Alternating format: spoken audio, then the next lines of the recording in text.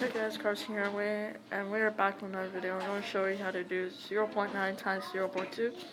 So, we look at 9 times 2 and then we go up. So, 9 times 2 is 18. Put the 1 on top. And then, now we go up like that. And then, 2 times 0 is 0.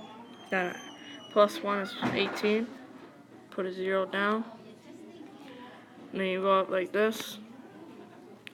0 times 9 is 0, then another 0, and then you plus that, it's 18, you put the 0 here, and then the decimal goes there because there's 2 numbers over here, and that is how you get the answer. Hope you enjoyed this video and see you next time.